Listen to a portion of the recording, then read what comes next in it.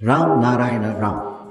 ఒకే ఒక్క జన్మలోనే 10,000 జన్మల జీవితం ముగించాల్సి వస్తే కొన్ని కష్టాలను తప్పక ఎదుర్కోవాల్సిందే. కష్టాలు వచ్చినా వాటిలో అధిక భాగం ఠాకూర్ మీదుగా వెళ్తుంది, ఎక్కువ భాగం గురువరి మీదే పడుతుంది. మీరు అనేక రకాల బాధలను ఎదుర్కోవాల్సి వస్తుంది.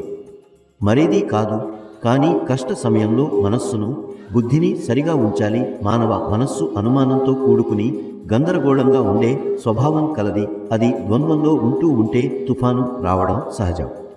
ఏమైనా జరగవచ్చు, కానీ మీరు పొందిన మంత్రంతో మీకు నిశ్చితంగా ముక్తి లభిస్తుంది. మీకోసం ఆ వెలుగుదారి, జ్ఞానదారి, సిద్ధిపథం, నిర్మాణపథం అన్నీ స్పష్టంగా తెరుచుకుంటాయి. నేను ఇక్కడ ఎటువంటి ప్రయోజనం కోరి చేయడం లేదు, కానీ మీకు అవసరమైన దాన్ని ఇచ్చేందుకు చాలానే చేస్తున్నాను. ఎందుకు చేస్తున్నానంటే ఎందుకంటే ఇది శాశ్వతమైనది కాదు. ఇది నేడు ఉందని రేపు ఉంటుందన్న గ్యారంటీ లేదు. అలాంటి దానికోసం ఎవరు శ్రమిస్తారు?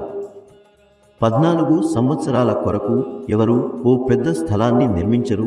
ఓ వ్యక్తిని ఓ పచ్చిక మైదానంలో ఏడాది రోజులు నివసించమని చెప్పి అతనికి 10 లక్షల రూపాయలు ఇచ్చినా అతనికి ఏళ్ల ముగిసిన తర్వాత మరణం తప్పదని తెలుసుంటే అతను అక్కడ ఓ ప్రాంగణం కట్టిస్తాడా?